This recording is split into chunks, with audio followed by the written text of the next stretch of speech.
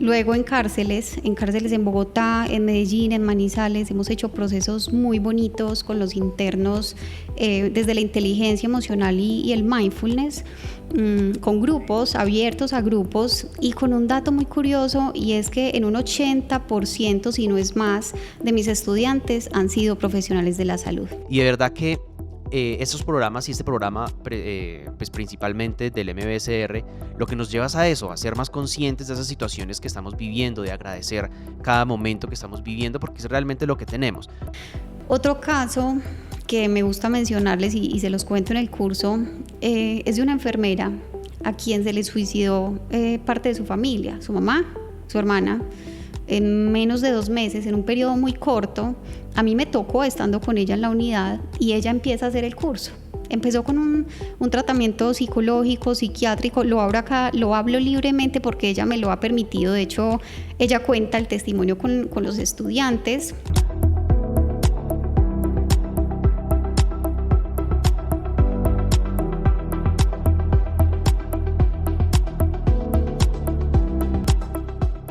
Hola de nuevo, bienvenidos a un nuevo episodio de Revive Podcast. El día de hoy tenemos una invitada muy especial, Lorena Lizarralde, una persona de la casa con la que hemos trabajado bastantes escenarios de verdad que increíbles. Vamos a estar hablando un poco hoy sobre esos puntos, esas cosas que hemos trabajado.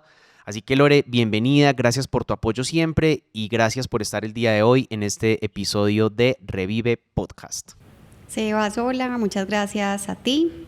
Un saludo muy especial para todos. Como dices tú, de la casa, llevamos un tiempo trabajando juntos, haciendo cosas muy bonitas y bueno, súper feliz de estar acá con ustedes. Bueno, Lore, cuéntanos un poco quién eres tú, quién es Lorena, por qué estás aquí hoy hablando de este tema tan importante como el MBSR.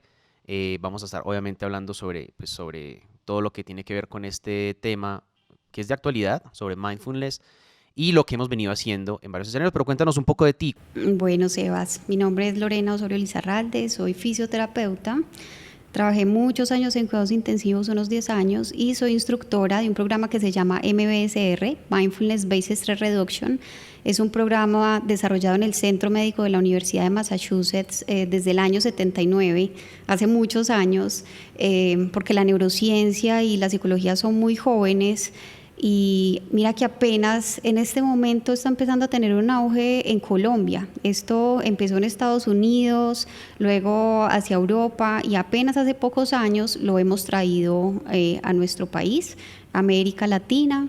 Me formé en Barcelona, en el Instituto Mindfulness, en este programa pues que les conté, y vengo haciendo un trabajo hace varios años, primero en la universidad, primero desde la cátedra de la universidad.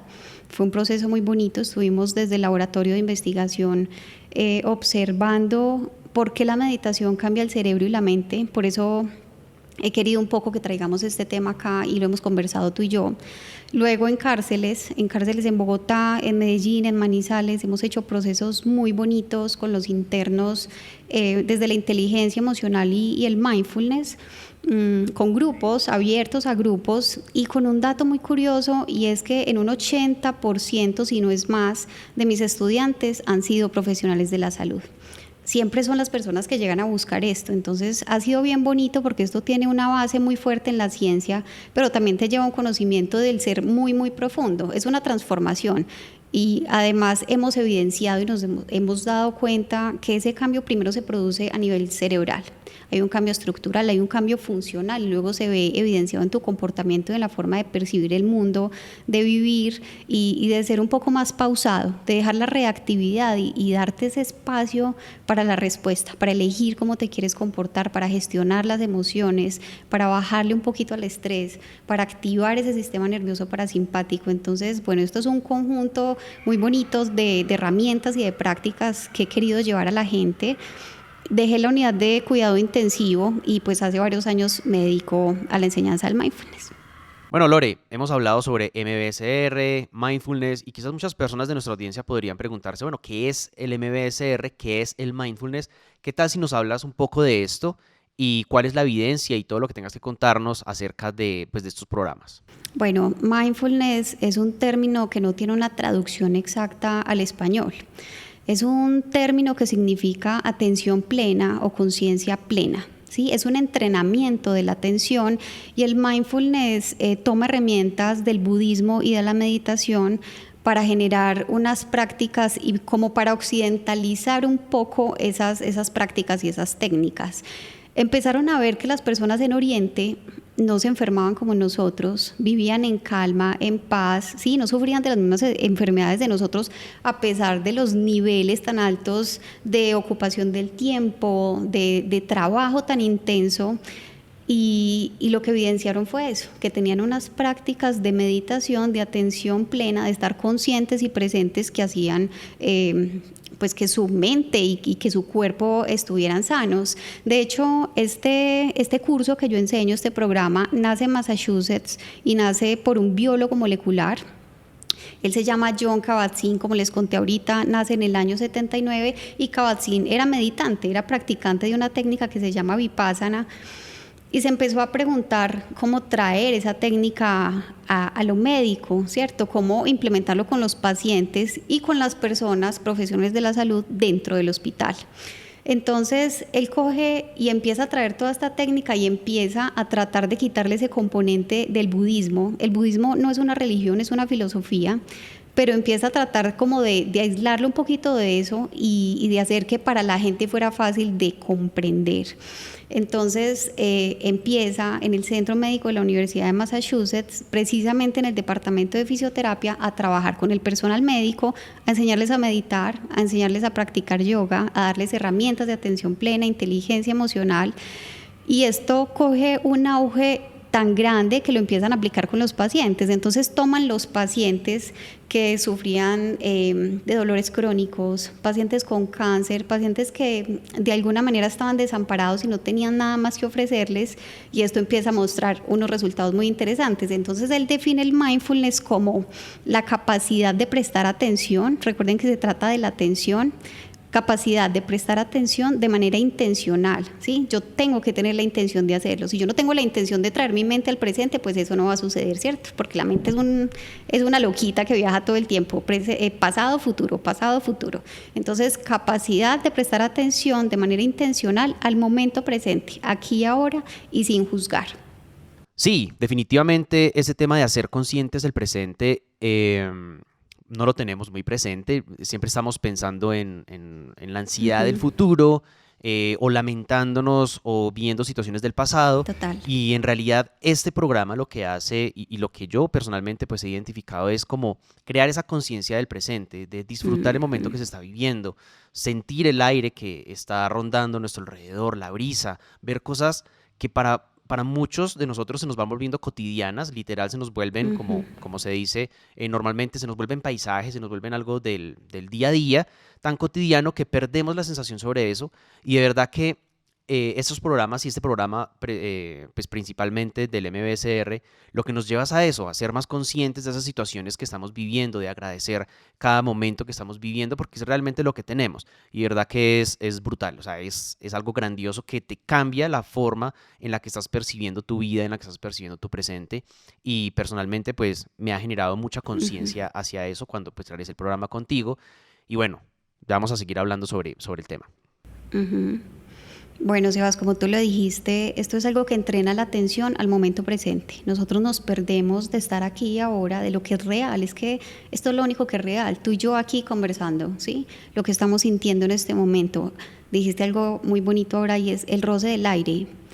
Sentir el aire en el cuerpo, ¿cierto? Sentir la temperatura, ser conscientes de lo que pasa, porque nuestra cabeza está viajando, está en el pasado, en la tristeza, lo que sucedió, lo que yo ya no puedo cambiar, o está en el futuro, en la preocupación, en ese darle vueltas, ese pensamiento que se vuelve de rumiación, porque nos masticamos el pensamiento, le damos y le damos y le damos vueltas y estamos con miedo, luego viene la ansiedad, luego puede venir incluso un ataque de pánico porque nuestra cabeza está allá en lo que podría suceder, sobre todo en este momento que nos estamos enfrentando a una pandemia, ¿sí? ¿En qué estamos?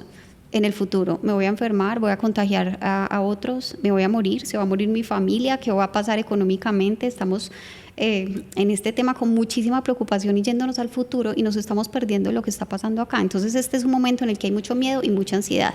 ¿Qué pasaba con esos profesionales de la salud?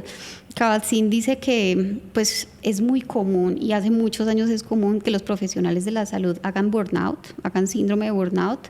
Son personas que están a cargo del cuidado de otros. Es desgastante, lo sé porque trabajé en una UCI. Es estresante, ¿cierto? Y requiere demasiada atención. Si tú no estás atento, si tú no estás consciente de lo que estás haciendo, las cosas no van a salir tan bien. Entonces, él empieza a aplicarlo en ellos y a decirles, esto funciona, vívelo, experiméntalo, y si ves que te funciona, lo vamos a llevar a los pacientes. Entonces, claro, empiezan los médicos a hacer el programa, que es un programa de 8 semanas, y dijeron, realmente funciona, o sea, me siento mejor, le bajé al estrés, mi cortisol bajó, mi presión arterial está muchísimo mejor, porque ese es otro de los síntomas, ese es otro de las señales que muestra, ¿cierto? Entonces dijeron, listo, vamos a aplicarlo a los pacientes. Y estos pacientes también empezaron a mostrar mejoría. El mindfulness se aplica en el dolor crónico, para el manejo del paciente con dolor crónico, el paciente oncológico, cuidados paliativos. Entonces, bueno, esto empezó a hacer algo muy bonito, que más adelante volvieron ese programa de 8 semanas. Cuando Kabat-Zinn empieza a experimentar, sí, porque eso fue algo experimental, con los médicos y con los pacientes allí en Massachusetts, en Harvard, empezaron a interesarse desde la neurociencia por investigar por qué se generaban esos cambios, qué cambio tenía en el cerebro y en la mente de una persona que meditaba y por qué se evidenciaba eso en su comportamiento. Entonces este se volvió un programa de 8 semanas, porque se dieron cuenta que después de esas 8 semanas de práctica, de esos 2 meses, empezaban a hacerse visibles y notables y medibles esos cambios a nivel cerebral. Todo esto es neuroplasticidad, ¿sí? Tú sabes que hasta hace muy poco se pensaba que la neuroplasticidad estaba en los niños, que no se podía aumentar ese tamaño del cerebro, ¿cierto? Ese grosor de la corteza prefrontal, y se dieron cuenta que no, que se podía, ¿cierto? Y que con prácticas como la meditación había un aumento de ese neocórtex, que podemos hablar ahorita un poquito sobre ese cerebro emocional y de cómo funciona la emoción en el cerebro. Y dónde está esa inteligencia emocional. Entonces así se constituye y se construye ese programa, después de darse cuenta que con esta práctica de 8 semanas habían unos cambios que eran evidentes y medibles en el cerebro. Hay dos ponentes muy importantes de la neurociencia que han estudiado el mindfulness, también neurocientíficos, doctores en psicología de Harvard, y son Richard Davidson y Daniel Goleman, y hablan de toda esta neuroplasticidad y se han encargado de medir con resonancia magnética funcional y estructural esos cambios y esas zonas que se activan en las personas que practican la meditación y que tienen una práctica de mindfulness. Claramente, Lore, hay unos cambios fisiológicos en nuestro cuerpo asociados al estrés, asociados como a todos esos escenarios negativos que podemos tener, de ansiedad, de rumiación, bueno, todos los términos que nos has estado hablando relacionados con este programa, que nos llevan a tener unos cambios en nuestra fisiología. Obviamente, pues hay liberación de cortisol por nuestro organismo. Esto genera pues grandes alteraciones, entre ellas aumento en la presión arterial, aumento en la frecuencia cardíaca, toda esa, llamémoslo, cascada del estrés, que en consecuencia trae muchísimas enfermedades que de hecho son una verdadera pandemia actualmente, considerados en muchos de los escenarios como el síndrome coronario agudo, el ataque cerebrovascular y todos estos escenarios asociados al estrés que aumentan el riesgo pues, de sufrir esas enfermedades o de tener complicaciones, y cómo el MBSR entra a mitigar esas situaciones y cómo lo hace de una manera pues ya explicado, llamémoslo científicamente, para mejorar como todos esos escenarios. Cuéntanos un poco acerca de esos cambios y de cómo el MBSR nos lleva a mejorar esas situaciones. Bueno, Sebas, el MBSR, que es el programa del cual soy instructora, que les conté ahorita, que es Mindfulness para la reducción del estrés. De hecho, pues mira que se llama así, ¿cierto? Es un programa de 8 semanas durante los cuales primero hacemos una introducción al mindfulness. ¿Qué es mindfulness? ¿Cuál es el triángulo de la atención? ¿Cómo funciona pensamientos, emociones y sensaciones? porque las sensaciones del cuerpo son las que nos traen al momento presente, ¿sí? Por el contrario, la mente, el pensamiento viaja, está en el pasado, está en el futuro y no nos ubicamos en el presente. Y el manejo de las emociones. Entonces hacemos una introducción en todos estos conceptos, explicamos el triángulo de la atención y les empezamos a enseñar cuál es la práctica formal e informal, ¿sí? La práctica formal es yo me siento y tengo la intención de hacer una meditación o un ejercicio, y la práctica informal es simplemente me estoy bañando y me doy cuenta de cómo está la temperatura del agua y no hago la agenda del día en el baño, ¿sí? Estoy en atención plena en ese momento. Luego vemos emociones y estrategias de regulación emocional. Nos basamos mucho en Daniel Goleman, como les contaba ahorita, en inteligencia emocional, en todo eso que se ha venido estudiando, cómo funciona el cerebro emocional, cómo funciona la amígdala, el hipocampo, la corteza prefrontal, cómo puedo gestionar la emoción, cómo puedo hacer una regulación emocional, cómo me puedo autogestionar. Luego vemos estrés y vemos toda la fisiología del estrés. Fisiología del estrés y fisiología también de la relajación. Entonces ahí vemos desde la neurociencia por qué funciona y cómo mi cuerpo responde interna y externamente ante ese estímulo que para mi cerebro es una amenaza, ¿sí? Ejemplo, siento miedo. Entonces eso es una amenaza que me desencadena una cantidad de reacciones internas, como tú lo decías ahorita, aumento de la presión arterial, ¿sí? Taquicardia, dilatación de la pupila porque estoy produciendo adrenalina, luego viene el cortisol, se activan las glándulas suprarrenales y liberan cortisol, ¿sí? ¿Por qué? Porque yo no estoy usando esa corteza prefrontal que hace que me dé cuenta que ese estímulo no es real, ¿sí? Simplemente es un pensamiento, ejemplo. Entonces trabajamos toda esa parte del estrés, explicamos cómo funciona nuestro cuerpo, cuál es esa reacción ante el estrés y cómo lo podemos gestionar. Entonces luego entramos a ver estrategias para gestionar el estrés. Dentro de esas estrategias vemos la resiliencia, que en este momento es un término supremamente importante, ¿cierto? Y más ahora con todo lo que viene sucediendo. Luego vemos comunicación asertiva, comunicación consciente, porque una de las cosas que más afecta el estrés son las relaciones personales, y la comunicación tiene mucho que ver con las relaciones personales, ¿sí o no? Entonces vemos comunicación, cómo me puedo comunicar asertivamente, cómo me puedo comunicar conscientemente. Después vemos gestión del tiempo. ¿Por qué? Porque es otra de las cosas que más nos estresa, ¿sí? Sobre todo los colombianos, somos súper malos gestionando el tiempo y creemos que 24 horas del día no nos alcanzan para lo que tenemos que hacer, ¿sí? Pero es porque no lo sabemos gestionar. Entonces ahí hablamos de los ladrones del tiempo, del círculo de Covey, estrategias para la gestión del tiempo, y también hablamos y también hablamos de alimentación consciente. Nos enfocamos más en la gestión del tiempo porque en Estados Unidos, que está el MBSR en Massachusetts, allá hay más problemas con la alimentación. Nosotros tenemos muchos más problemas con la gestión del tiempo, entonces profundizamos un poco más en gestión del tiempo y hacemos un cierre haciendo una práctica muy bonita de compasión y de autocompasión. De hecho, en este momento hay guías que solo se dedican a la compasión y la autocompasión y son enfocadas en profesionales de la salud. Solo compasión y autocompasión. Entonces, esas son las 8 semanas que nosotros vemos, y durante las semanas 6 o 7 hacemos un retiro de silencio. En ese retiro de silencio hacemos una práctica intensiva de mindfulness, hacemos alimentación consciente, meditamos, hacemos yoga, estamos en silencio todo el día, unas 8 a 9 horas. Para la gente esto es muy nuevo, o sea, no han estado nunca en silencio, estando con muchas más personas pues durante un día completo.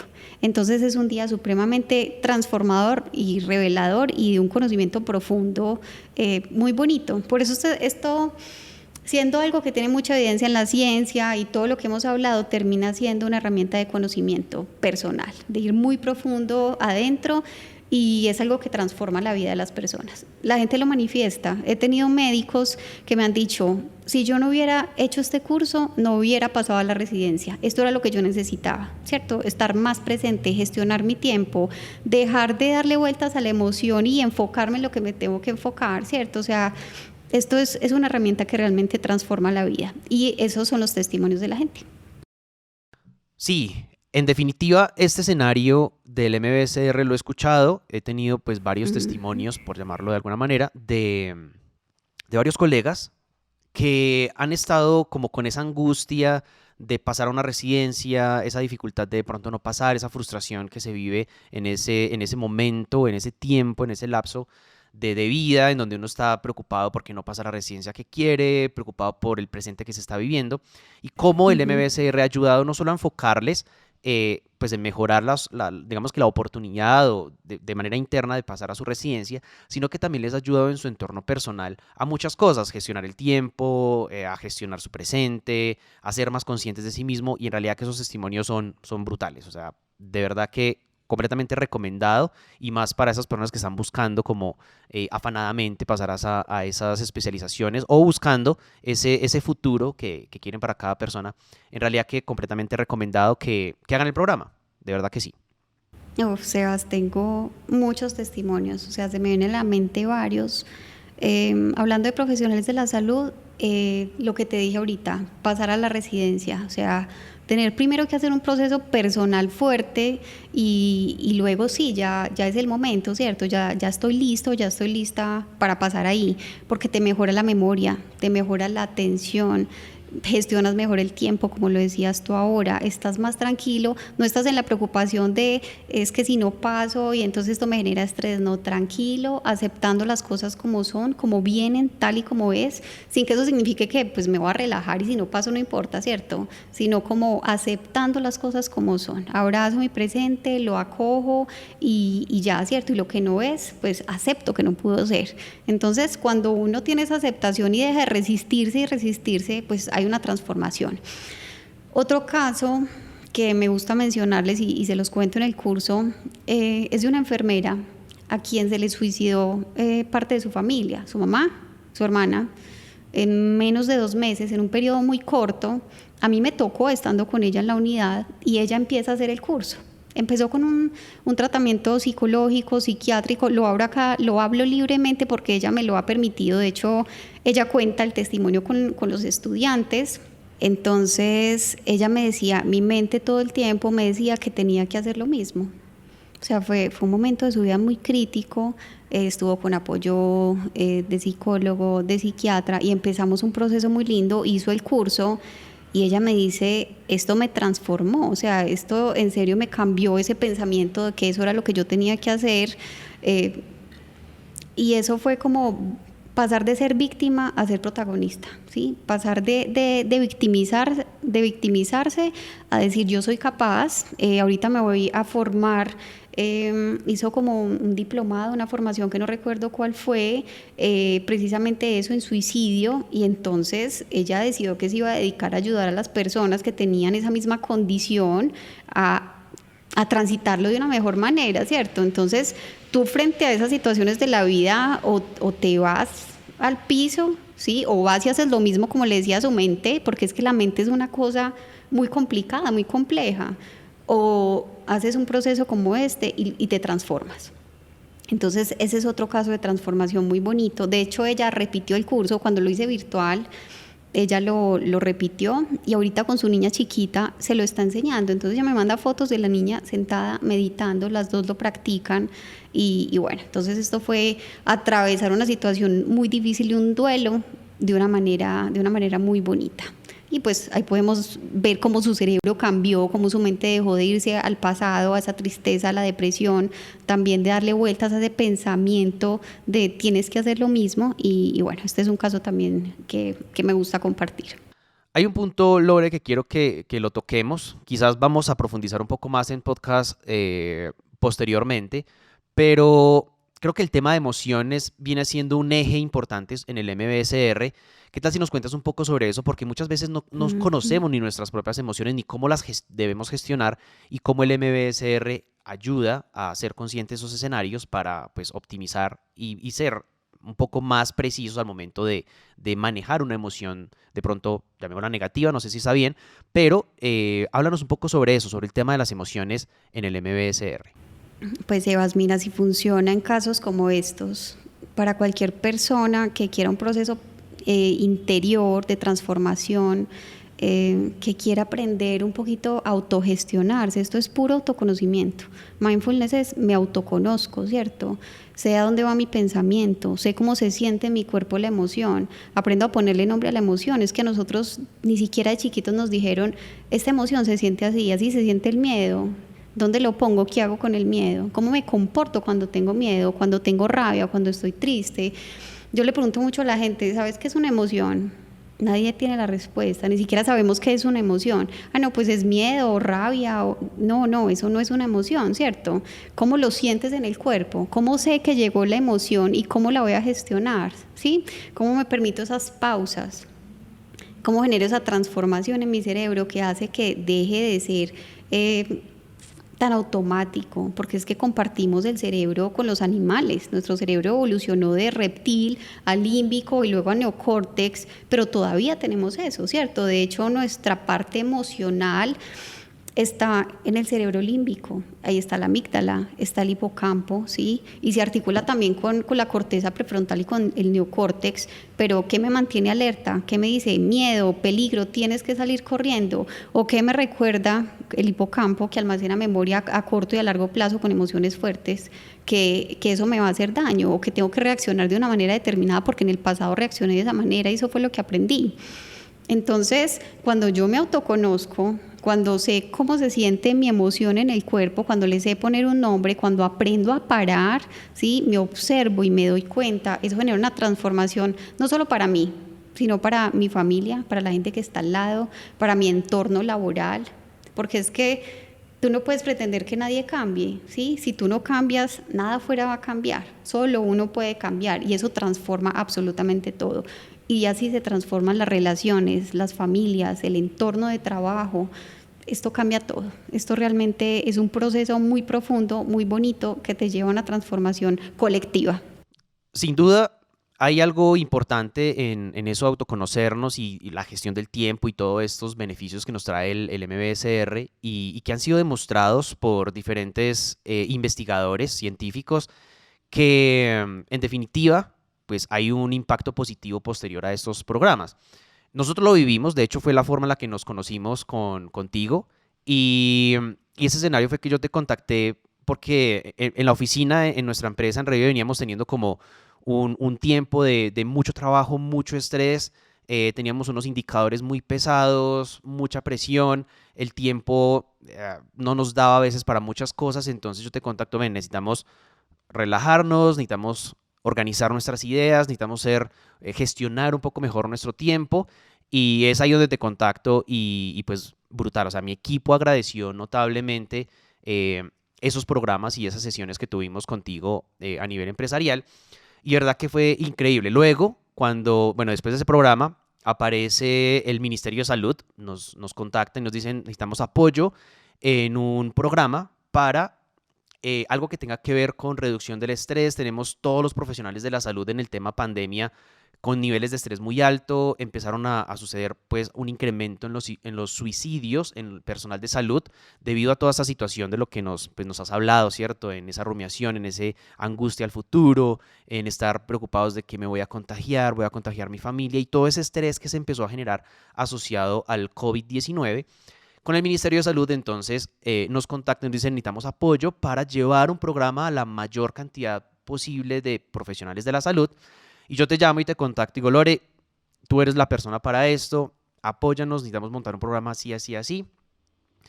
Y de verdad que fue un reto muy grande porque pues teníamos que llegar a cientos, casi que miles de personas que lo hemos logrado. Cientos de personas han hecho ya este programa de MBSR, que son profesionales de la salud, lo han hecho con nosotros. Y de verdad que los comentarios son muy positivos al finalizar el programa por parte de los profesionales de la salud como una herramienta que estaban buscando y que estaban necesitando. Cuéntanos un poco sobre eso, cómo tomas esa noticia cuando yo te llamo, Lore, tenemos que hacer esto para el Ministerio de Salud, hay un gran impacto y nos vamos de cabezas con esto. Cuéntanos un poco cómo fue ese escenario contigo. Bueno, Sebas, en ese momento fue sí rotundo, cuenta conmigo, siempre te lo he dicho, cuenta conmigo, porque es que yo también trabajé en una unidad de cuidado intensivo, porque es que recibía mensajes y llamadas de mis compañeros, ex compañeros en ese momento diciendo, no puedo más, me voy a reventar, tengo tengo miedo de contagiarme, tengo miedo con mi familia, tengo miedo porque ya no sé cómo manejar el paciente, no estoy durmiendo, estamos doblados en turnos, estamos reventados. Entonces, para mí esto es un aporte, es una manera de entregar lo que sé y lo que yo podría estar viviendo en este momento, Sebas. O sea, yo podría estar en la unidad en este momento bajo esas situaciones, esa circunstancia. Entonces, para mí fue un sí, cuenta conmigo, porque es que además estoy convencida de los resultados que tiene el programa. O sea, estoy completamente segura que se genera un cambio, una transformación, y que además es muy difícil que tú cojas no sé cuántos miles de profesionales de la salud hay en Colombia y les hagas una intervención psicológica o psiquiátrica de ser necesario individual. Es muy complicado. Entonces, ¿qué necesitábamos? Una estrategia que pudiera ser colectiva, pero que además tuviera un soporte en la ciencia, que tuviera una evidencia. Este programa lo han realizado en España, en Estados Unidos, con profesionales de la salud y con una evidencia en la ciencia muy alta, ¿sí? Con marcadores que lo han medido, y eso fue lo que quisimos traer, algo que realmente tuviera evidencia, soporte en la ciencia y que funcionara. Y como funcionó en mí, como estoy segura y como he visto los procesos de la gente que ha estudiado conmigo, dije, vamos con esto. Bueno, Lore, creo que hemos tocado temas muy importantes acá. De verdad que, aunque hemos pasado como muy por encima de ellos, como una introducción para que conozcamos un poco sobre lo que es el MBSR, sí me gustaría, Lore, pues obviamente hablar de esto en escenarios posteriores ya en detalle para que tengamos nuevos podcasts. Si quieren escuchar otros escenarios de algo de lo que hemos hablado aquí, déjenoslo por favor en la cajita de comentarios en el YouTube o escríbanos a nuestras redes sobre qué temas puntuales del MBSR les gustaría que habláramos con Lorena, y eso nos ayudaría muchísimo también pues a construir nuestros próximos episodios. Y nada, Lore, de verdad que agradecerte por este escenario que has tenido el día de hoy. De verdad que dejas un mensaje muy claro. Nos motivas, nos animas como a conocer un poco más sobre este programa que en realidad cambia todo este escenario presente de nosotros. Y nada, infinitas gracias por estar con nosotros y por todo el apoyo que has tenido con nosotros hasta ahora. Sebas, gracias a ti y gracias por esa confianza que has tenido en mí. Nos vemos pronto. Bueno, a todos ustedes también muchas gracias por llegar hasta este punto del podcast. De verdad que muy agradecidos con toda la acogida que hemos tenido, con todas las personas que nos han escuchado. Y no se olviden seguirnos en nuestras redes sociales como @gprevive. Y no olviden suscribirse al canal de Revive Podcast para que vean los nuevos episodios que tenemos. Así que nos vemos en un siguiente episodio.